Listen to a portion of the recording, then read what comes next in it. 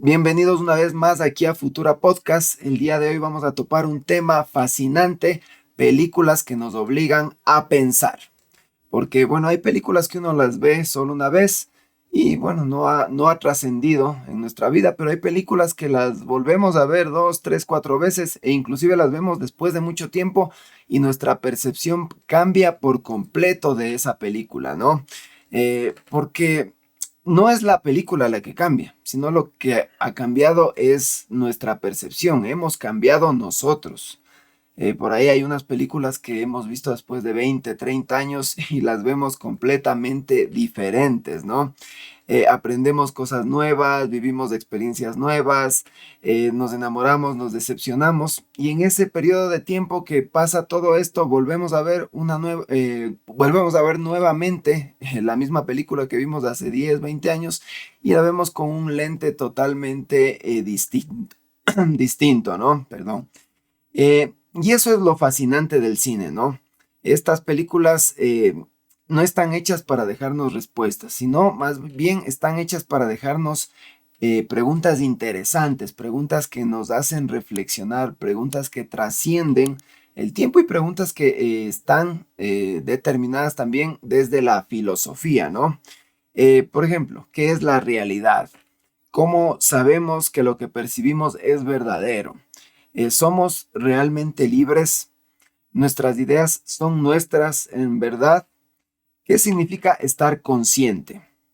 ¿Existe un sentido para la vida? ¿Qué significa amar?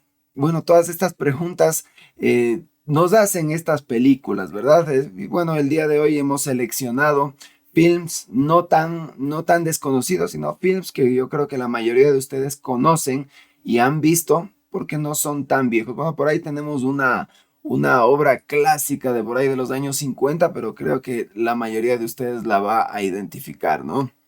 Entonces, hoy vamos a hacer este ejercicio diferente, ¿no? Vamos a recorrer a través de las películas, del cine. A más de entretenernos, vamos a ver filosofía en el cine.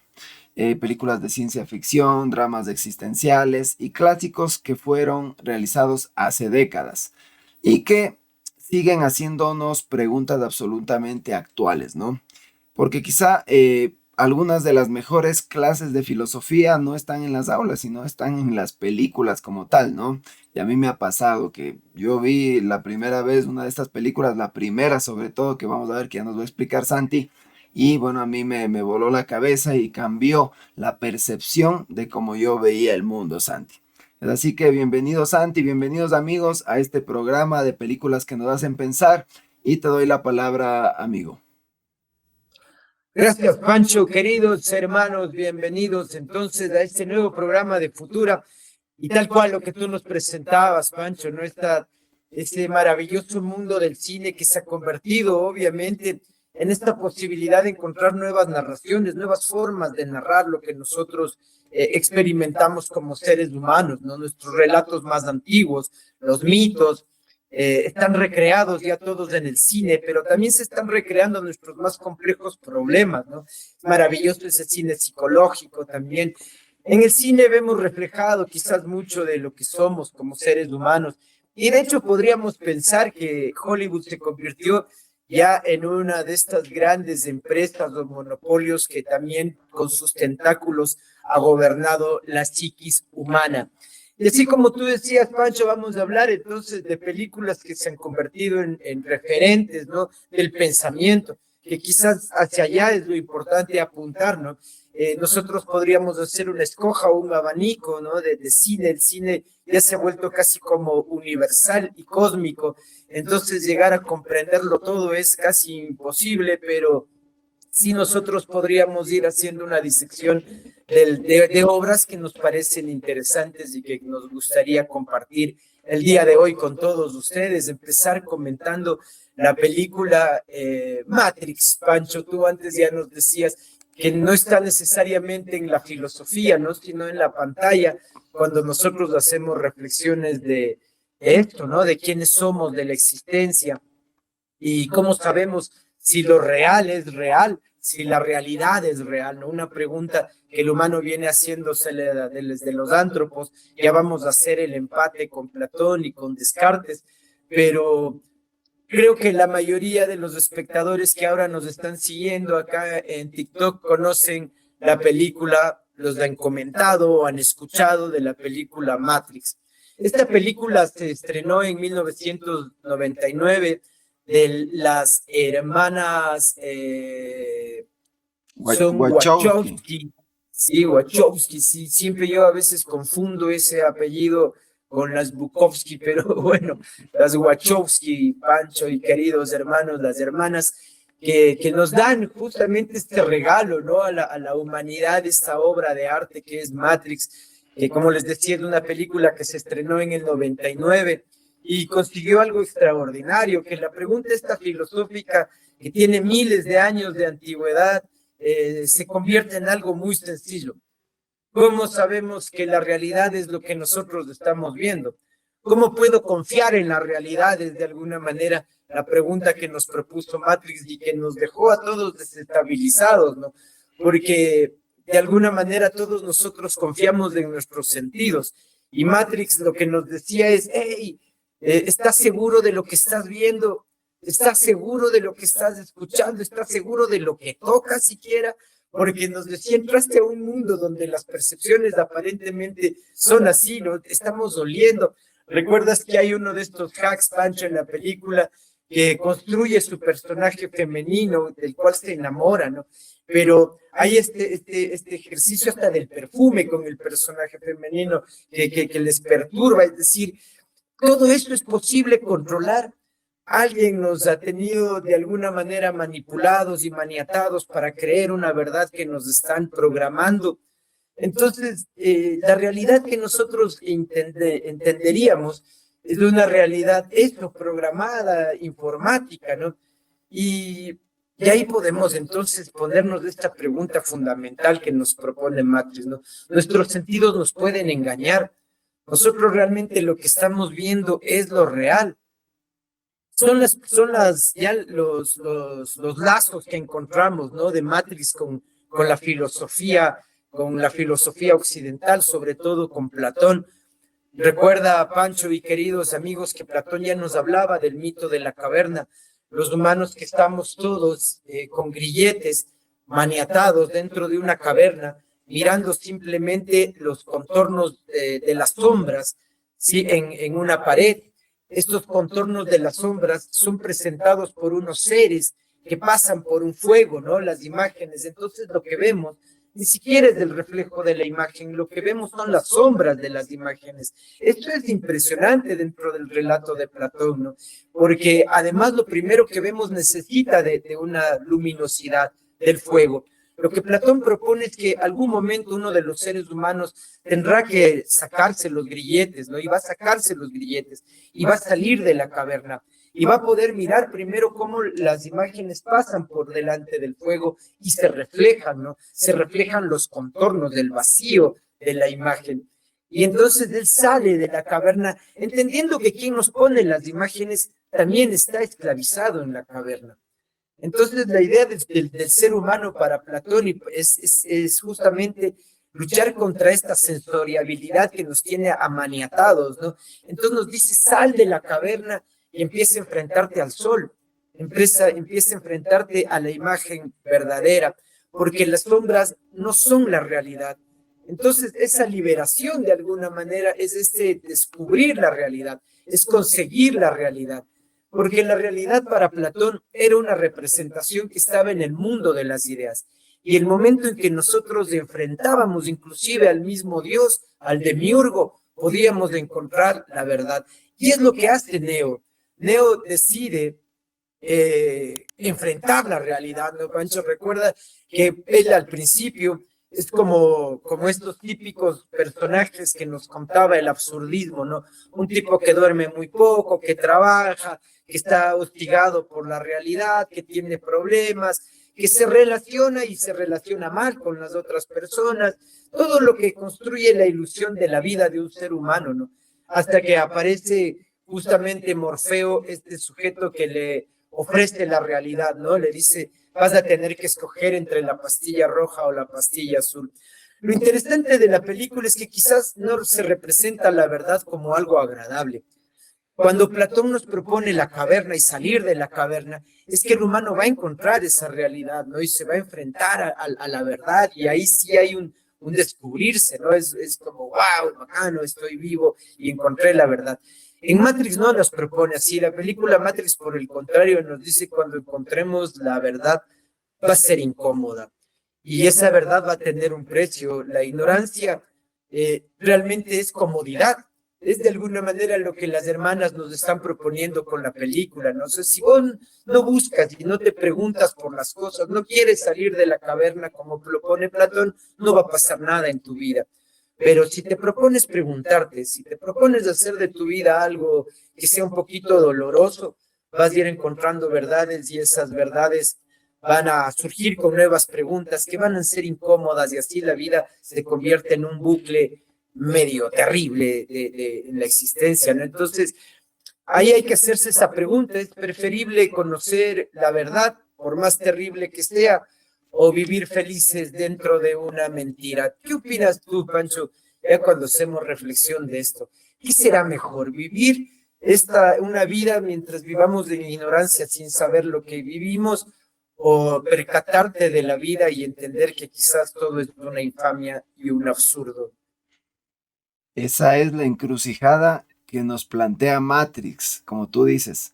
O tomar la pastillita azul para quedarte en esta realidad, o bueno, para quedarte en esta simulación sería, o tomar la pastillita roja para despertar y disfrutar, ¿no? Disfrutar sería sufrir de una realidad dolorosa que la verdad también tiene que ver con esta pérdida de la inocencia, creería yo, ¿no? Porque mientras vamos transcurriendo por el camino de la vida, uno va decidiendo despertar en ciertos estadios de la vida, ¿no? Uno de esos es la adolescencia, otro de esos es cuando ya te toca salir a trabajar y enfrentarte al mundo laboral. Entonces empiezas a despertar, ¿no? Empiezas a toparte con gente no muy agradable, empiezas a toparte con esos ambientes un poquito tóxicos donde ya nadie te ayuda, prácticamente te quedaste solo y todo lo que aprendiste y haciendo referencia a la película Matrix, todo lo que te programaron cuando eras joven son las herramientas que tienes para enfrentarte a ese mundo, ¿no? Entonces, como tú dijiste también, este mito de la caverna de Platón, decidirte quedarte viendo esas sombras con el miedo, con la incertidumbre, pero sin hacer nada, o tomar esa decisión y enfrentarte a salir de esta caverna y que te deslumbre el sol, ¿no? Claro, en un principio te vas a deslumbrar, no vas a saber qué es lo que estás viendo, pero con el tiempo tus ojos se van a acostumbrar a esa luz, ¿no? Y mientras más se acostumbren a esa luz, más vas a ver la verdad. Entonces, esa sería la analogía de Matrix con la caverna de Platón. Y bueno, es que muchas personas preferimos vivir en la mentira, como tú dices, Santi, y es la verdad, la mentira es cómoda, la mentira nos da una justificación para no realizar lo que tenemos que realizar, para no explorar todo nuestro potencial y para no enfrentarnos a esos miedos que nos van a hacer superar estos obstáculos de la vida, ¿no? Matrix, subliminalmente, o el mensaje que tendría detrás, tiene que ver con todo esto y tiene que ver con esta manipulación también desde las altas esferas, ¿no? Sabemos que Neo es de pronto manipulado por Morfeo en la película y que a su vez están dentro de un sistema cuyo nivel de manipulación es aún mayor, ¿no? Hay el gran arquitecto que también sale por ahí, sería la persona que construyó el mundo verdadero, que sería una analogía de Dios, si se podría así decir. ¿Y quién pondría las reglas y las normas dentro del mundo real, ¿no? Aquí los seres humanos no es como en la vida real que nacen de una madre, sino que estos seres humanos nacen de estas especies de incubadoras, ¿no? Es algo mucho más crudo.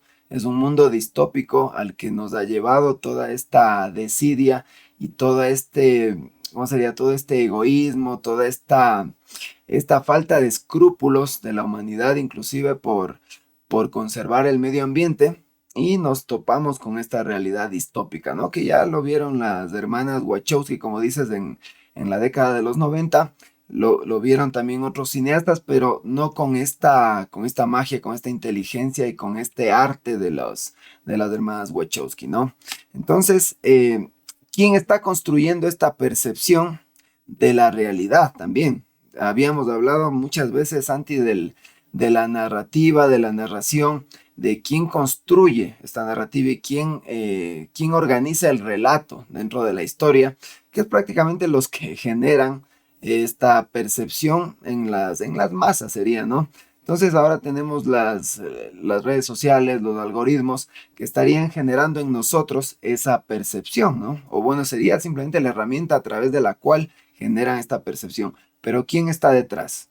¿Quién está del otro lado decidiendo qué es lo que se emite por las redes sociales, qué es lo que se emite por las grandes pantallas? ¿Quién controla esto? ¿Cuál es la motivación? ¿Cuál es el fin? ¿Qué consecuencias va a tener para la humanidad, ¿no? Entonces todo eso podemos ir vislumbrando aquí en esta película, ¿no? Las noticias, las opiniones, las imágenes.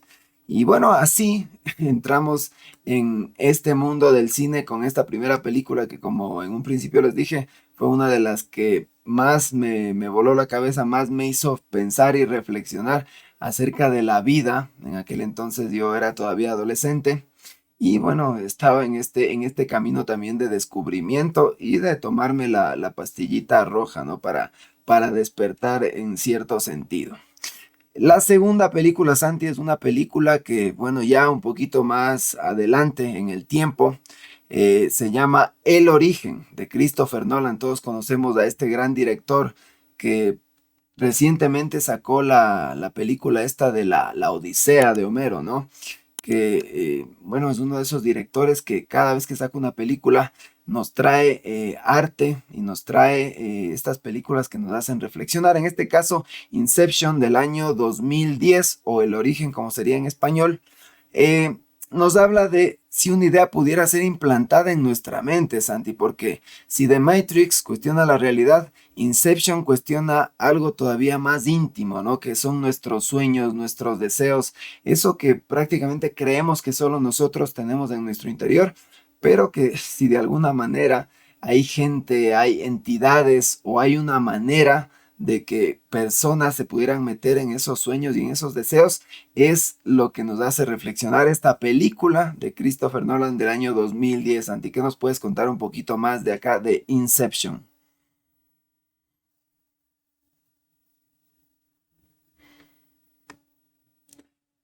El audio se te fue. Tenaz lo de, perdón, sí, perdón, lo de la narrativa, te decía Pancho Tenaz, lo de la película El Origen, porque Nolan lo que intenta es justamente hacer ya un proceso evolutivo de lo que había pasado con Matrix, ¿no? Es decir, ya no es que la realidad está transformada y que nosotros vemos una realidad distinta, sino que dentro de nuestra psiquis y nos está proponiendo, y así nosotros somos dueños de nuestras propias ideas. Así el personaje Cobb, ¿no? Trabaja infiltrándose en los sueños de otras personas. Esto que es además algo que ha sido muy recurrente también, no solo dentro de la ciencia ficción, sino dentro también del psicoanálisis, ¿no, Pancho? Por ejemplo, hablemos de las publicidades que a veces se supone, ¿no es cierto?, están entrando dentro de nuestro subconsciente sin que nosotros lo permitamos, sino que este es ya un ejercicio de justamente de mensajes subliminales, ¿no? Entonces, lo que hacía Nolan es más o menos contarnos en un futuro cómo una persona entrando en los sueños de las otras personas empieza a acceder a sus recuerdos, a sus deseos, a sus miedos, y también, obviamente, puede empezar a introducir ideas, ¿no? Y esto es una pregunta fascinante porque si alguien puede meter ideas en nuestra mente, entonces las ideas que nosotros tenemos no necesariamente nacen de nosotros, sino que nacen de otras personas. Y aquí viene la gran pregunta existencial, ¿no? ¿Somos libres entonces? Cuando yo estoy escogiendo algo, ¿realmente soy libre? ¿Lo estoy escogiendo porque yo estoy escogiendo? ¿O quizás es la idea de otra persona que me la impuso, me la implantó dentro de mi cabeza? Por eso, normalmente nosotros pensamos que las decisiones que nosotros tomamos no es, es que yo pensé esto, yo decidí aquello, yo quiero hacer esto porque, pero, aquí yo pondría este pero, ¿no? Este como ya gran condicional. ¿Cuánto de lo que nosotros realmente pensamos están haciendo realmente de nosotros? Recordemos aquí también a este otro gran filósofo, René Descartes, Pancho y queridos amigos. Y Descartes, al igual que Platón, ¿no? Y al igual que en Matrix, se proponía, ¿y qué tal si nuestra realidad no es lo que nosotros estamos percibiendo? Es decir, es simplemente nuestra percepción absurda, animal, y la realidad es otra. Ahí, bueno, estaríamos dentro de un juego nuevamente de realidades macro, ¿no? Pero ya en algún momento Descartes dice, ¿y si hay un demonio que está inventándome la realidad? ¿No? Y es otra vez este demonio el que me está ayudando a pensar qué es lo que yo tengo que pensar y cómo tengo que vivir. Y ahí es cuando puedo conectar esto del origen, ¿no? Y con el mundo que vivimos actualmente y la filosofía antigua, Pancho, porque quizás literalmente en nuestros sueños nosotros estamos introduciéndonos las ideas, ¿no? Estamos generando justamente nuestro entrelazarnos con la realidad, pero estamos justamente expuestos a la información. Ahora sabemos que nuestros sueños, la vigilia, están controlados y pueden ser controlados por la cantidad de información que nosotros recibimos en el día a día. Mensajes subliminales, publicidad, redes sociales, las noticias que muchas veces nos perturban y entonces acostarte después de tanta información, de tanta data, lo que empieza a generarnos de nosotros es ese trabajo inconsciente de la realidad, ¿no? Los influencers ahora, ¿no? Los algoritmos, las ideologías, las opiniones, siempre estamos como ahora peleando. ¿Quién es el que debe tener la razón? Todo el tiempo nos están proponiendo, además, que entremos dentro de ese juego, ¿no? Y nos están construyendo todo un universo mental en el que nosotros quizás, Pancho, ya no somos dueños, sino simplemente entramos en el juego de los discursos. La gente nos está diciendo qué debemos pensar, qué debemos asumir por la vida, y nosotros estamos cayendo dentro de esas opiniones, dentro de esos juegos maquiavélicos. Hablábamos, ¿te acuerdas, Pancho? El programa anterior sobre Maquiavelo, cómo Maquiavelo proponía justamente este destroce de la moral desde las élites políticas, ¿no? Y es justamente lo que está aconteciendo con nosotros del día de hoy. Los grandes dueños de las tecnologías son los que ahora están manipulando los discursos, ¿no? Y son los que cercenan el pensamiento crítico, cercenan la historia, cercenan la filosofía. Y entonces ahora somos algoritmos, el algoritmo aprende de nosotros. Nosotros simplemente estamos haciendo clics y el algoritmo es el que nos está observando. Nosotros estamos siendo como una especie de conejillos de indias, ¿no? Para las máquinas. Las máquinas están probando quiénes somos los seres humanos y ahora nos están mirando solo hacer clics y poco a poco entrar dentro de un bucle, no dentro de un círculo. Creemos que estamos eligiendo libremente y no estamos eligiendo nada, simplemente ahora estamos siendo inclusive consumidos, Pancho. Claro que sí, Santi, y es que, bueno, aquí vale la pena mencionar esto de la homogeneización cultural, que alguna vez lo topamos, Santi, en alguno de nuestros programas. ¿Por qué la mayoría de personas estamos pensando igual? Estamos con los mismos gustos, con la misma tendencia a hacer las mismas cosas.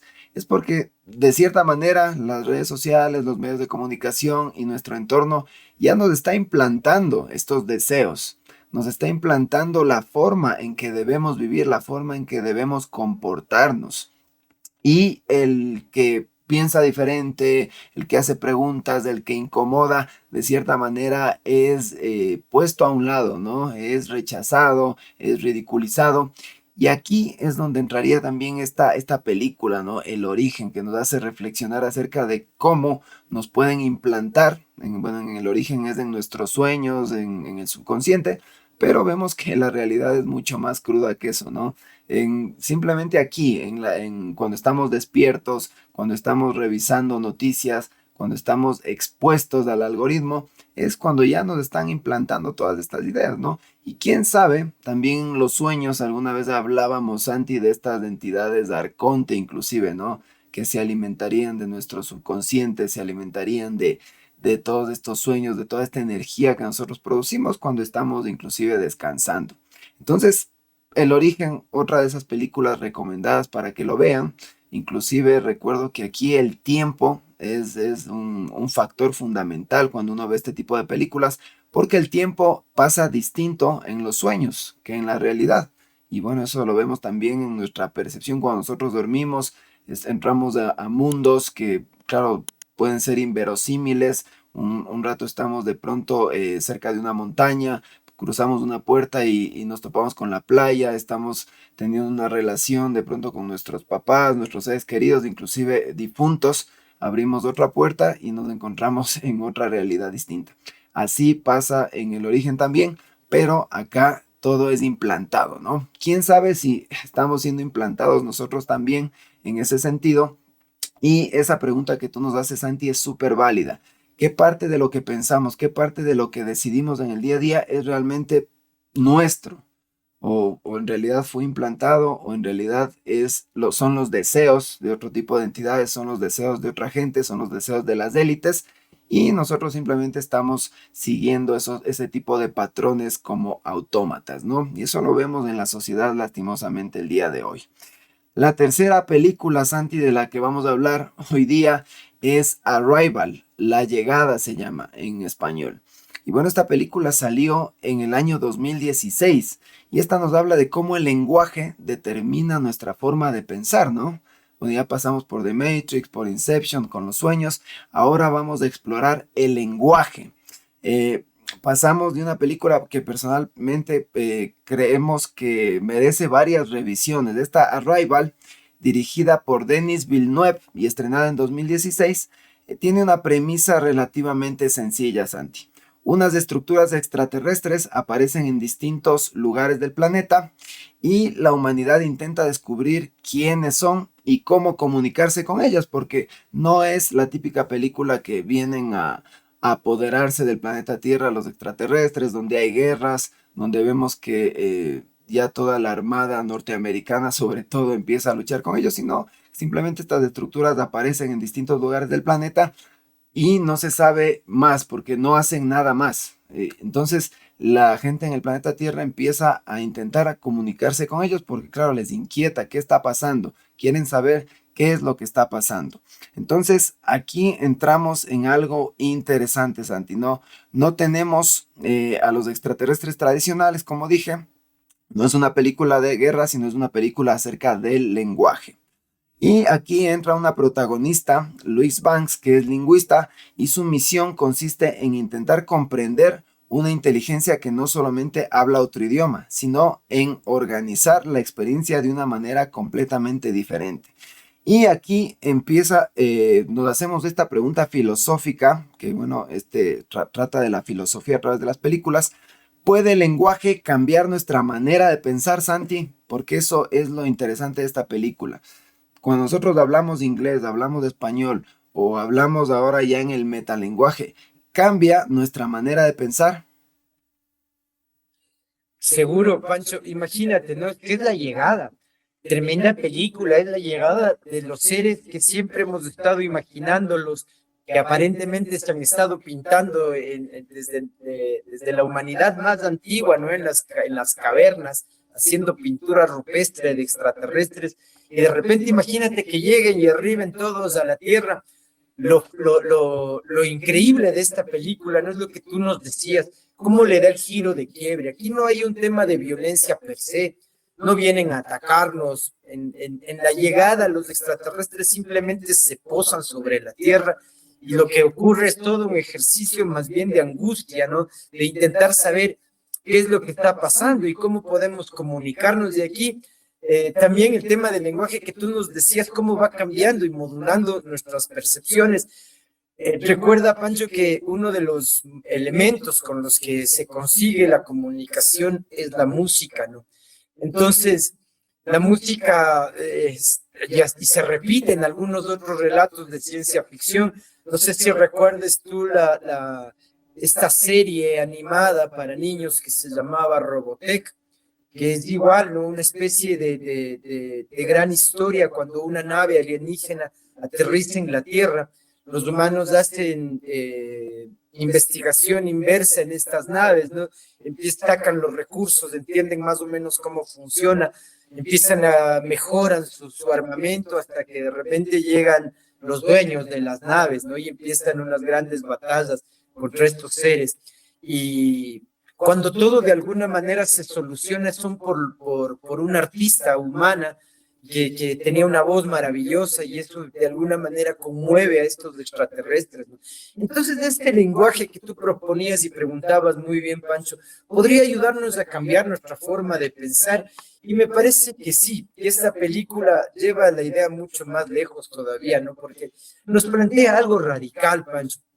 Es decir, aprender otro lenguaje podría significar una manera de experimentar de otra manera la realidad, de otra forma la realidad. Y esto yo lo he discutido muchas veces, Pancho. De hecho, en nuestros primeros programas, algún momento yo te comentaba, ¿no? De que Colón escribe una carta al rey de España cuando él arriba a América y le dice, yo no te puedo nombrar lo que estoy mirando, porque hay pájaros que hablan, hay árboles que caminan, porque el español resultaba insuficiente para nombrar esta América que venían ellos a conocer. Porque los lenguajes, queridos amigos y Pancho, aparentemente los humanos los inventamos para dominar naturaleza. Entonces, cada vez que nosotros aprendemos un lenguaje diferente, un idioma distinto, lo que estamos aprendiendo es esa forma de mirar la naturaleza de esa comunidad, de esa cultura, ¿no? Yo, aquí en Futura, nosotros siempre hemos estado invitando a la gente, sobre todo aquí en América Latina, en regresar a los idiomas nativos, originarios, ¿no? No por un tema necesariamente de nostalgia así patriotera o nacionalista, de decir, ay, tenemos que volver a nuestros antiguos lenguajes, sino porque nos va a permitir entender eso, mirarle a nuestro mundo de otra forma, ¿no? Y eso mirar de otra forma creo que es algo muy humano, nos permite perspectivas, ¿no?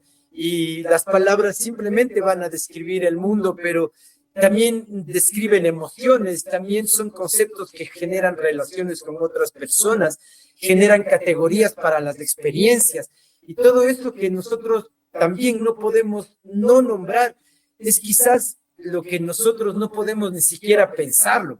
Entonces hay una pregunta que también resulta compleja, ¿no? Una civilización, en este caso con la llegada no extraterrestre, si tuviese una lingüística diferente, ¿no? Completamente diferente, ¿cómo podríamos comprendernos con ellos? No podríamos traducir sus palabras, no podríamos comprender su manera de pensar, no podríamos entender sus prioridades, su concepto del tiempo, no podríamos compartir el concepto de individualidad nuestro con el de ellos, los conceptos de vida, los conceptos de muerte.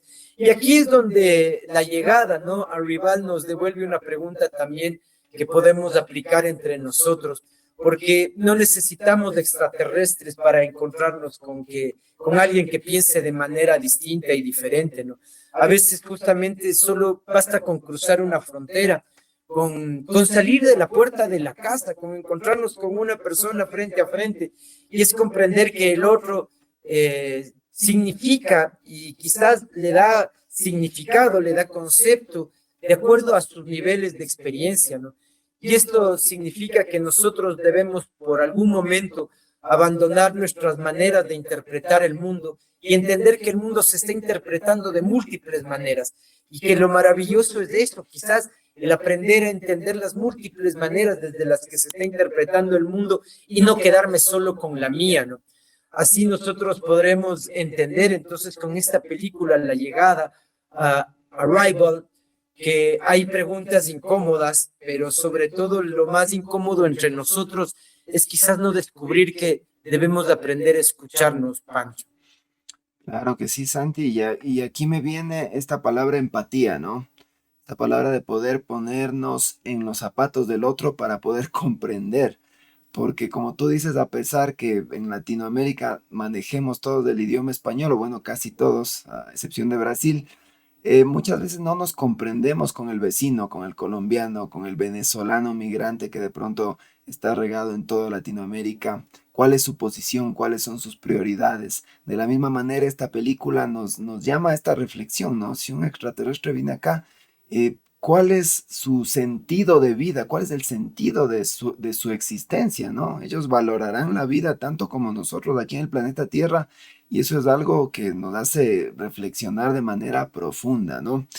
Ahora, vamos a otra película, Santi, de esas muy controversiales en su momento, pero que han dejado su huella en el tiempo, ¿no? Esta película se llama El Séptimo Sello, del popular y famoso Ingmar Bergman. Algo así, es sueco este señor. Ingmar Bergman es el nombre. Esta película de 1957 y que bueno, yo al momento que estudié cine, sí me la pasaron, me la explicaron, pero después que la volví a ver, la vi con otros ojos, Santi. Después de unos 20 años, te digo, la primera vez que la vi, no la vi con esa profundidad, con esa percepción. Pero después me di cuenta de muchos cuestionamientos y muchas preguntas que nos deja esta película y muchas reflexiones, ¿no?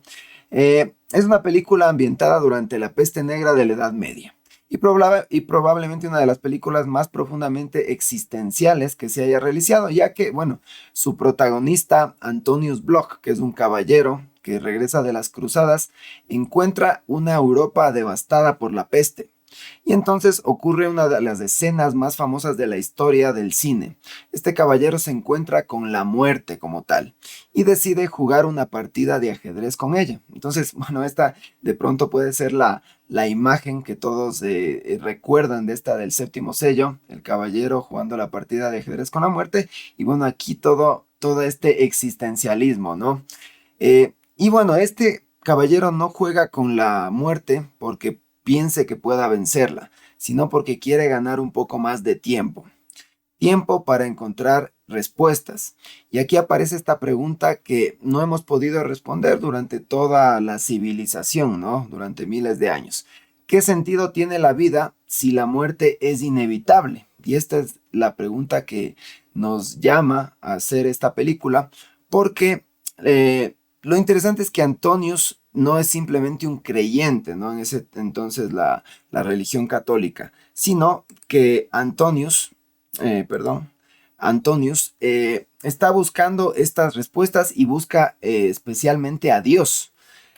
No recibe ninguna respuesta clara y bueno, aquí podemos hacer un llamamiento a este filósofo existencialista llamado Kierkegaard, que lo hemos nombrado en alguno de nuestros programas, porque para Kierkegaard la fe no aparece cuando tenemos todas las respuestas, porque es al contrario, ¿no? La fe sería este salto al vacío. La fe implica precisamente eh, dar ese paso cuando no tenemos certeza absoluta de nada, ¿no?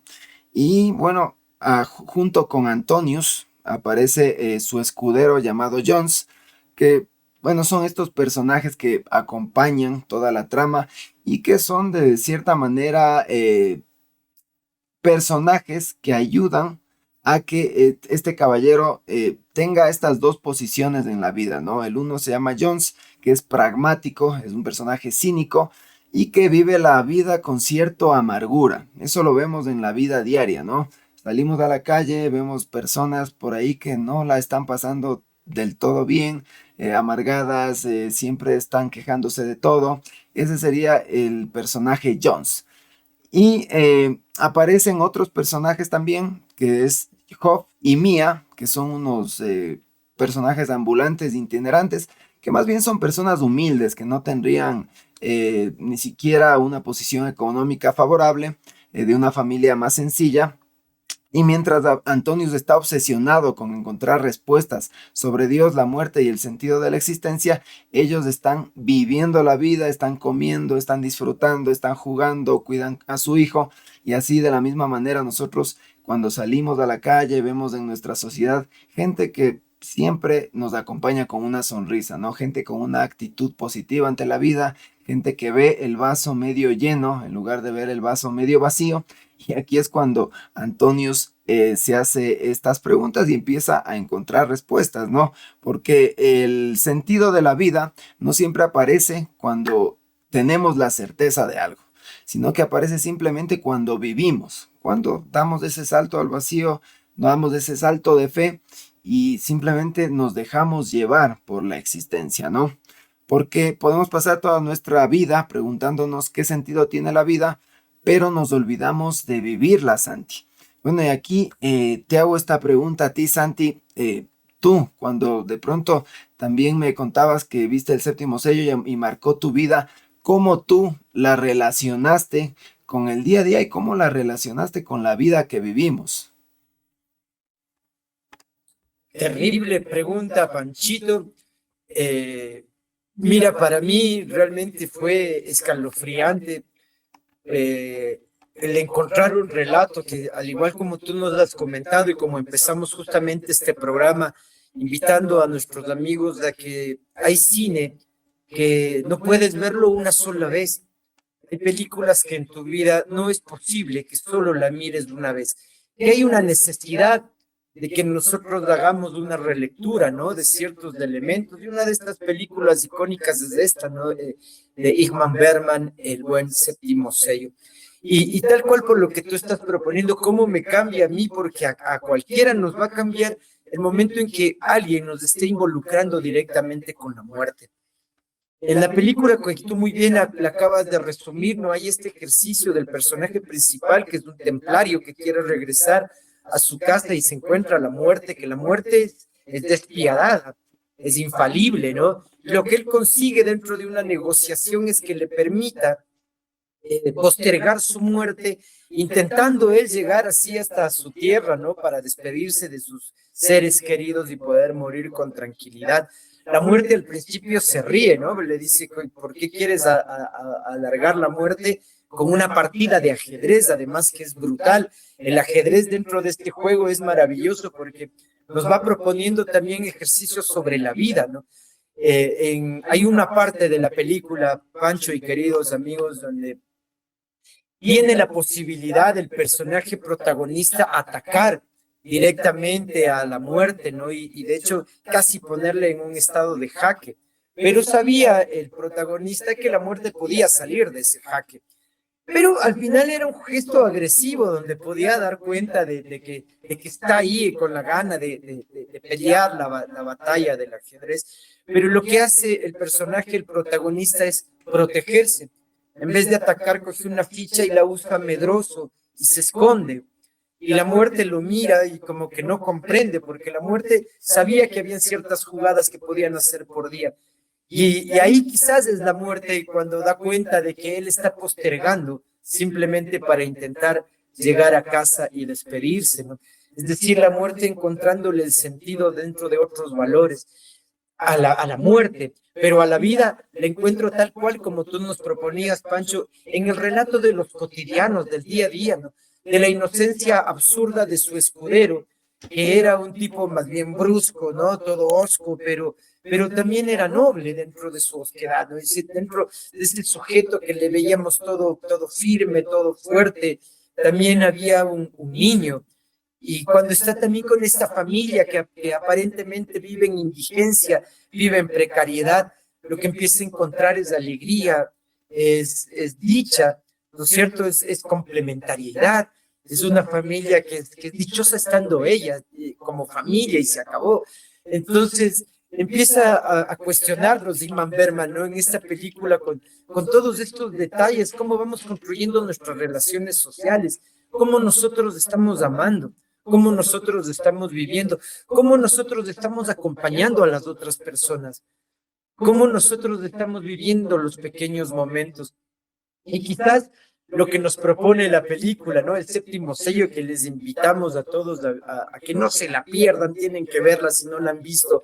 Por primera vez van a encontrar un cine, este cine de culto que le llaman, que es espectacular, ¿no? Brutal. Y quizás lo que nos dice Berman es que la muerte no le va a quitar el sentido a la vida, sino que por el contrario, la muerte es la que nos da el sentido a este existir, ¿no? Es parte de este gran cúmulo de pensamientos absurdistas, Pancho, en el que realmente nos decreta que nuestra vida tiene que tener cierta conciencia sobre la muerte mismo, porque así le vamos a dar de alguna manera loa a la vida, ¿no? Algún momento hablábamos también, Pancho, esto de que pensarle a la muerte no es para vivir nosotros desde lo doloroso, sino justamente para entender lo maravilloso que es estar vivos, Pancho.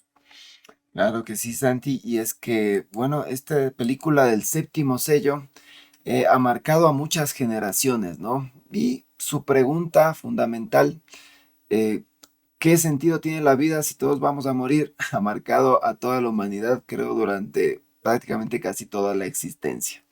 Bueno, a continuación vamos a ver otra película de esas muy recomendadas que tiene que ver básicamente ya con la tecnología que estamos manejando en el tiempo presente, ¿no? La película se llama Hair y nos hace una pregunta fundamental, otra de las preguntas estas filosóficas de pensamiento. ¿Podemos amar a una inteligencia artificial? Esa es la pregunta que nos llega desde esta película porque, claro, su protagonista básicamente se enamora, ¿no? de una máquina o bueno, de un software dentro de una máquina y toda la trama de la película en ese momento, en el año 2013, nos dejó perplejos, ¿no? Pensábamos que nunca iba a pasar este tipo de cosas, que nunca íbamos a llegar a tener este tipo de tecnología. Y miren, ahora en el año 2026 tenemos todo esto y quién sabe hasta mucho más, ¿no? Es por eso que de pronto a las nuevas generaciones no les sorprenda tanto lo que pasó en esta película en el 2013. Pero bueno, yo cuando la vi, así mismo me hizo muchas preguntas, ¿no? Porque Her, una película que vista hoy resulta mucho más inquietante que cuando fue estrenada, porque parece que se adelantó al tiempo en muchas cuestiones de inclusive morales, ¿no? Eh, Theodore, les voy a contar un poquito de la película. Theodore es el protagonista, es un hombre solitario que desarrolla una relación emocional con un sistema operativo dotado de inteligencia artificial. En ese entonces la inteligencia artificial no era tan conocida, evidentemente ya se estaba desarrollando de cierta manera, pero no como la conocemos ahora, ¿no? Poco a poco el protagonista se enamora de esta inteligencia artificial. Y cuando salió la película, como les digo, parecía una fantasía, parecía algo que, bueno, no iba a trascender el tiempo. Parecía algo absurdo inclusive, porque las personas utilizan sistemas de inteligencia artificial para conversar, para acompañarse, para estudiar, para escribir, para desahogarse. Eso es lo que vemos ahora. Inclusive estamos viendo que desarrollamos vínculos emocionales con ellos. Pero la película Hair nos planteaba algo inclusive más profundo en ese entonces, ¿no? ¿Cómo sabemos que otra persona nos ama? ¿Por qué? Porque al nosotros ver que si una inteligencia artificial o una máquina puede simular este amor, porque claro, no puede ser amor como tal, nos preguntábamos en ese tiempo, hoy día ya no tanto, porque sabemos que la conciencia que conocíamos o que creíamos que era netamente humana, ahora sabemos que hay conciencia en los animales, puede haber inclusive conciencia en las plantas, e inclusive pensamos o creemos que podemos generar esta conciencia en la inteligencia artificial. Bueno, eso todavía no lo sabemos, son simplemente teorías, pero ya estamos viendo que está pasando, ¿no? Porque nosotros nunca podemos entrar directamente en la conciencia de otra persona, es lo que nos plantearía la película, ¿no? Entonces, ¿cómo sabemos que otra persona nos ama?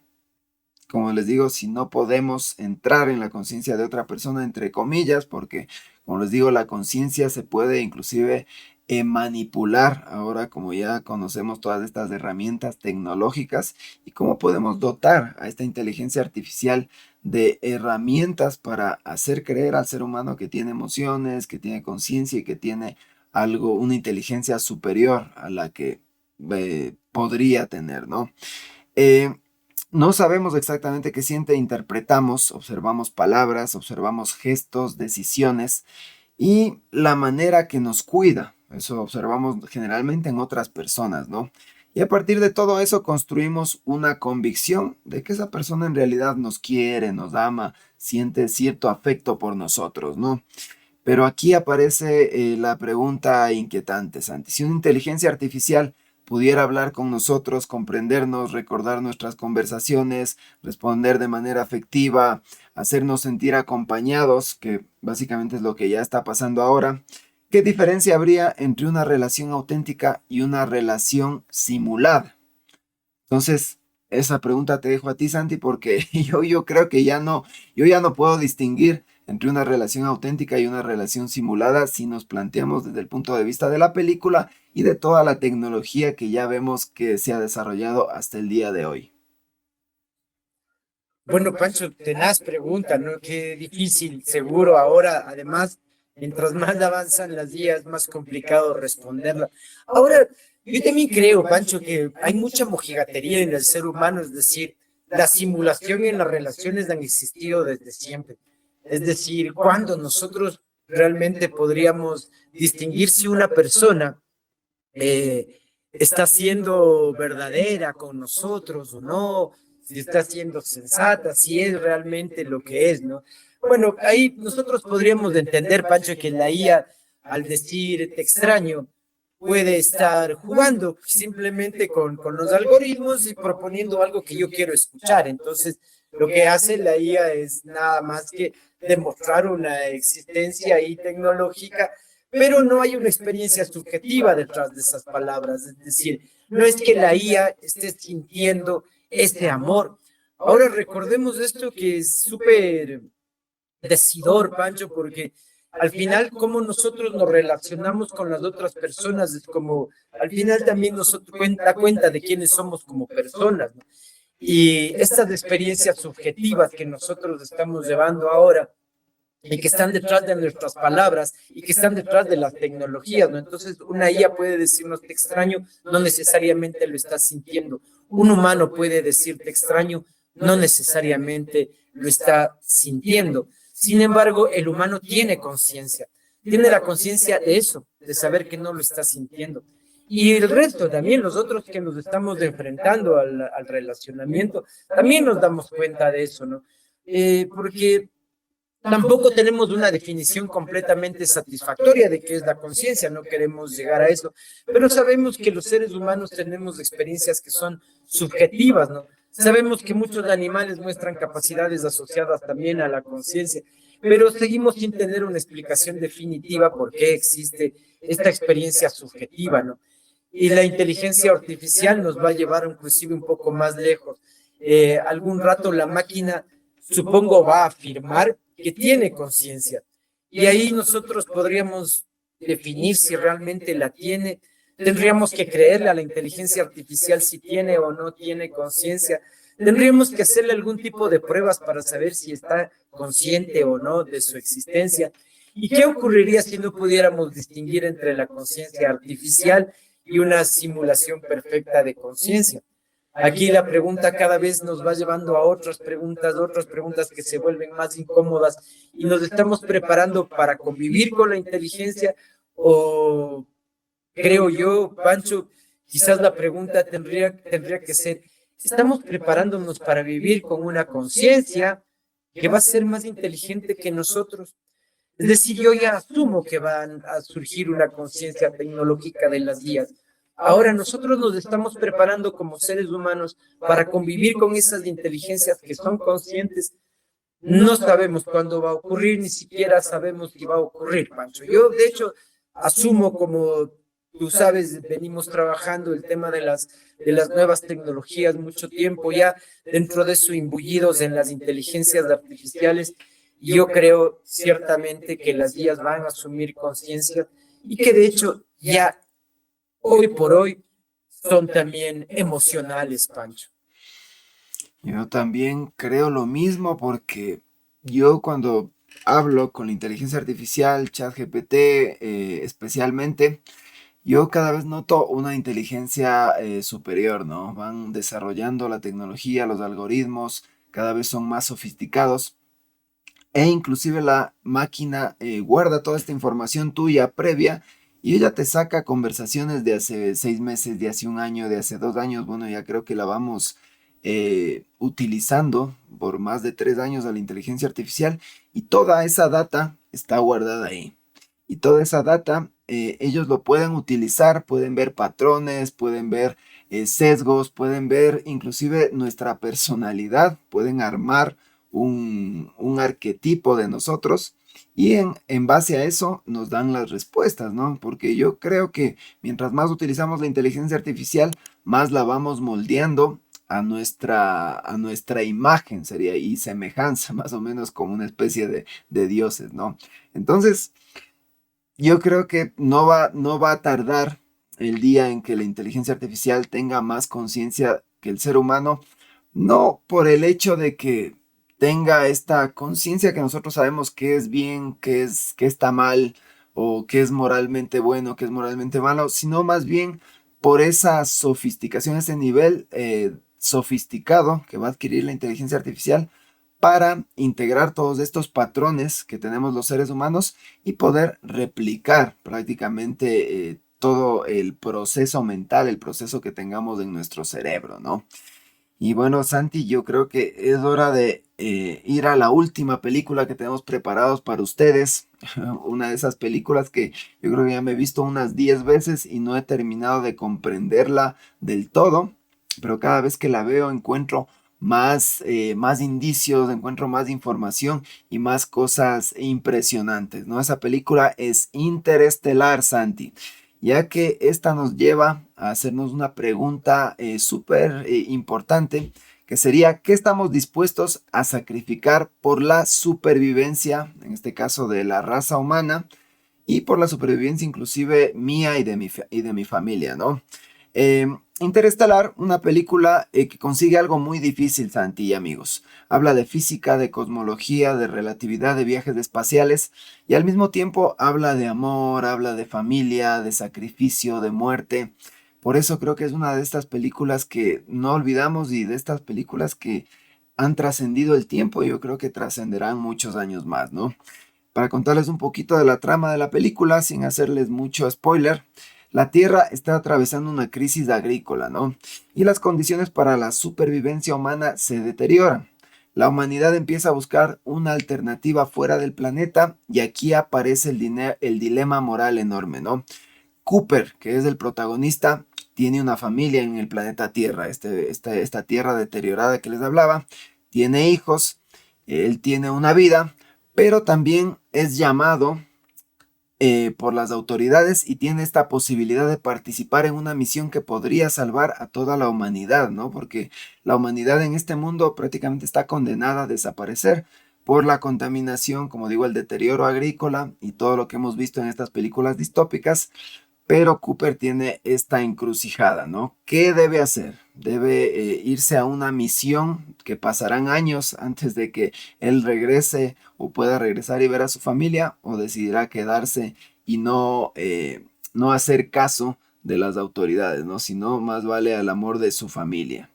Entonces, en esta encrucijada nos plantea al principio de la película desde una perspectiva utilitarista, podríamos decir, si sacrificar a una persona permite salvar a millones, el sacrificio parece justificable, Santi y amigos, ¿no es cierto? Sacrifico mi vida, pero salvo a toda la raza humana. Bueno, eso lo hemos visto en un montón de películas, inclusive en películas acerca de la guerra, sacrifico mi vida, mi pelotón por mi país, puede ser otra analogía de esto. Pero aquí aparece el problema, ¿no? ¿Qué pasa cuando esa persona tiene un nombre, tiene hijos, tiene una familia, tiene el amor de familia, esa vida, esa alegría? Porque se ve que es un personaje que es muy apegado a su familia, muy apegado a sus valores, a su cultura, a sus recuerdos. eh, y cuando sabemos exactamente qué es lo que este personaje está perdiendo por irse a la misión, ya no es tan fácil ponernos en esos zapatos, ¿no? Porque es muy fácil hablar del bien de la humanidad desde una perspectiva abstracta, pero cuando la humanidad tiene el rostro de una hija, tiene el rostro de un hijo, del amor de una familia, todo cambia, ¿no? Y eso Interestelar lo lleva con maestría en toda esta trama, ¿no? Eh, la relatividad también es otro de los conceptos que explora esta película y nos dice que el tiempo no transcurre de la misma manera para todos los observadores, dependiendo del movimiento del campo gravitatorio. Ya sabemos que si viajamos a la velocidad de la luz, el tiempo va a pasar más despacio para quien esté viajando a la velocidad de la luz, y en el caso de la película es la fuerza del campo gravitatorio de esta gravedad, que donde el protagonista iría a parar por una especie de 2 o 3 horas. Él se va a esta misión donde tiene que visitar este planeta y determinar si ese planeta puede servir para la humanidad en el futuro. Pero el problema está en que cuando él entra a esta gravedad, el tiempo pasa distinto para él que para todos sus seres queridos en la Tierra.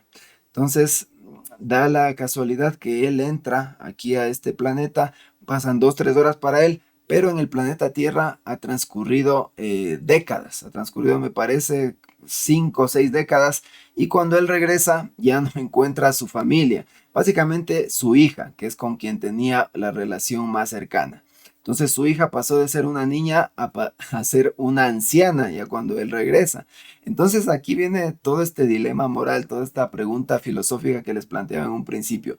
¿Valió la pena tratar de salvar a la humanidad? Porque ni siquiera salvó a la humanidad como tal, porque ese planeta no sirvió para que la gente de la Tierra vaya y colonice, sino que simplemente estaba haciendo pruebas. Entonces, Santi, aquí te dejo a ti para que sigas analizando esta película, porque esta película tiene muchas más aristas de las que pensábamos. Estamos explorando familia, relatividad, tiempo, espacio, gravedad. Y bueno, aquí todos estos dilemas morales que pueden surgir también de esta trama, mi querido Santi. Así es, Pancho, y es justo eso, ¿no? Que lo maravilloso que tú contabas, ¿no? Cuando ya regresa Cooper, su hija vieja, no ha envejecido, prácticamente no había envejecido, no había pasado casi mucho tiempo para él, mientras que para su hija había pasado toda una vida, ¿no? Y aquí es estas ideas que tú nos estás diciendo que empiezan a ser transversales a la película. Este fantasma, porque la hija ve un fantasma siempre en su habitación, lo que da cuenta al final es que era su propio padre, no era una idea sobrenatural del padre, no es que se aparecía ahí una entidad como espectral, sino que era Cooper interactuando con el pasado desde una dimensión que le permitía comunicarse con ella. Es decir, aquí estamos hablando de teoría de la relatividad pura, teoría de tiempo y espacio manejada por Albert Einstein y luego medio sofisticada por el señor Stephen Hawking. El tiempo deja de ser solamente una medida para ellos, ¿no? Y se convierte también en una experiencia humana. Esto es lo radical, ¿no? Y lo habíamos visto en algún programa también anterior, Pancho, ¿no? El tiempo, a pesar de que ya hablamos de que es un convenio, ¿no es cierto?, humano, como para nombrarlo y todo eso, pero también entendemos que algún momento fue parte de una medida. Y aparecen preguntas incómodas con esta película. Hay cosas que nosotros solo podemos reducir a cálculos. Todo se puede reducir a cálculos. Podemos calcular, pregunto yo, ¿no? Ahora la distancia, podemos calcular la velocidad, podemos calcular el combustible, podemos calcular inclusive las posibilidades de supervivencia de nuestros personajes o del ser humano viajando hacia este planeta interestelar. Pero lo que no se ha podido calcular hasta el día de hoy es la afectividad, lo que nos hace humanos, ¿no? Podemos calcular cuánto vale un abrazo, podemos ponerle un número al tiempo que pasa un padre con el hijo, un padre con la hija. Eso tiene alguna forma de valorizarse. Podemos calcular también cuánto vale realmente una vida. Y es que el número algún momento dentro de la sociedad llegó a lo más prosaico, ¿no? Quizás a lo más triste, que es esto del cálculo, lo numérico. Y nosotros sabemos que el número también es una manifestación de lo espirituoso, de la vida, ¿no? De poder contar lo que es magnífico.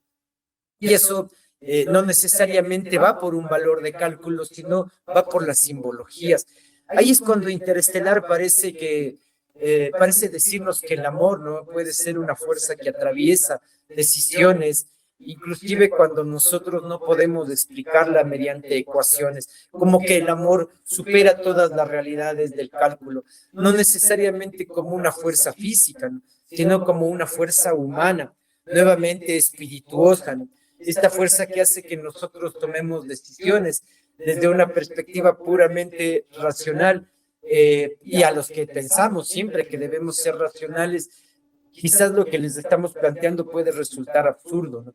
Pero no, es decir, no necesariamente todo entra dentro del juego del cálculo y lo hemos conversado muchas veces en este programa de Futura. Les hemos invitado a ustedes a reflexionar a la vida, ya no desde el número necesariamente per se para el cálculo, para la cifra, sino pensándole a la vida y al número también dentro de esta gran simbología humana. Así hago el epílogo de nuestro programa del día de hoy, Pancho, queridos amigos, y todas estas películas que están hablando de nosotros, de las que nosotros estamos hablando de ellas hoy, y podrían darnos cuenta de algo, ¿no? que quizás están hablando de cosas absolutamente distintas. Una nos habló de las simulaciones del tema de Matrix, la otra habló de los sueños, otra de extraterrestres, otra de la muerte, otra de inteligencia artificial y otra de viajes espaciales. Pero en el fondo todas están hablando del ser humano. Y aquí otra vez, ¿no? Empezamos a hacer estas preguntas inquietas. Matrix nos preguntaba, ¿qué pasaría si la realidad fuese una construcción? Inception decía, ¿qué pasa si nuestras ideas no son completamente nuestras? Arrival dice, ¿qué pasa si nuestra manera de hablar determina nuestra manera de pensar? Séptimo sello nos invitó a que el sentido tiene que vivir sabiendo que vamos a morir. Her significa que amar. ¿Y qué significa tener conciencia? Eso nos planteamos desde Her. ¿Qué significa amar? ¿Qué significa tener conciencia? Y en Interestelar, ¿qué estamos dispuestos a sacrificar por quienes amamos, a quienes amamos y por nuestra propia especie? ¿En qué estamos dispuestos a dar? ¿Qué estamos dispuestos a dejar por el próximo, por el otro? 6 películas, Pancho, que les hemos traído el día de hoy para que ustedes, amigos, empiecen una semana de pensamiento crítico, de reflexión. Y les habíamos dicho, ¿no? A pesar de que esta semana empieza con estos problemas, ahora estas catástrofes, nosotros les invitamos al pensamiento crítico y este pensamiento que también resulta ser como una especie de congoja, como este lugar donde nosotros podemos escondernos para ser nosotros, para no dejar de ser seres humanos. El cine es otra de esas narraciones que nos invita a eso, a siempre a pensar que los seres humanos estamos un poquito más allá, estamos siendo conciencia, estamos siendo contemplación. Gracias, Pancho, gracias, amigos, excelente programa. Siento una gratitud maravillosa de haber cruzado por estos relatos cinéfilos y esperemos volver a contar un nuevo programa también con nuevos y otros relatos que están contando desde el mundo audiovisual. Un abrazo, Pancho, un abrazo, queridos amigos. Los esperamos el próximo lunes. No dejen de suscribirse. La comunidad en YouTube está que crece radicalmente. Es un orgullo, la verdad, saber que ya estamos contando con más de 1,500 seguidores. Pensar que hasta hace 3 meses, Pancho, estábamos por los 500. Hemos duplicado esta cantidad y obviamente la gente que nos sigue en TikTok cada vez es mucho más. No dejen de dar el corazoncito, no dejen de suscribirse a Futura Podcast, también a este perfil personal desde el que estoy saliendo. Y esto, conversen con nosotros, escríbanos, nosotros estamos dispuestos justamente a escucharlos y en futuros programas también hacer una especie de, no sé, de conversatorio con ustedes, sacando sus preguntas y siempre estamos pendientes de sus mensajes. Así que gratitud eterna por seguirnos el día de hoy. Les esperamos el próximo lunes en un nuevo programa de Futura Podcast, 10:30 de la mañana en vivo en TikTok y todos los martes en YouTube. Gracias, Santi, gracias, amigos. De mi parte también quiero agradecerles una vez más por estar conectados hasta el final. Y bueno, no sin antes pedirles que si no se han suscrito todavía, lo hagan. Como les digo, el 80-90% de las personas que nos ven no están suscritas, así que es cuestión de darle clic a suscribirse, a la campanita y a dejar sus comentarios para futuros programas. De mi parte, el programa de hoy ha sido muy satisfactorio analizar las películas, que bueno, las buenas películas, como decía en un principio, nos dejan siempre más preguntas que respuestas, ¿no? Y son esas películas que trascienden el tiempo, que cuando las vemos nuevamente, vemos nueva información, vemos inclusive con este nuevo lente otras aristas que no habíamos visto la primera, segunda o tercera vez, inclusive que vimos de esas películas que prácticamente muchas de las que les hemos traído acá son películas de culto, ¿no? Son películas para reflexionar que muchas veces inclusive sus creadores no estaban conscientes de todo el impacto que iba a tener en la sociedad y en la cultura. Como por ejemplo la película de Matrix, ¿no? Cuando les hicieron una entrevista a las hermanas Wachowski, habían dicho que simplemente ellas querían expresar su insatisfacción por el sistema en el que estaban viviendo, ¿no? No pensaban que iba a trascender tanto esta película y que desde la filosofía la podíamos analizar y podíamos explicar muchas cuestiones de la realidad, de la simulación, de la manipulación Y bueno, tantas cosas que hemos dicho el programa del día de hoy, que ya lo vamos a colgar en YouTube para que estén pendientes y lo puedan visualizar el día de mañana. De mi parte, queridos amigos, querido Santi, me despido también. Hasta la próxima semana.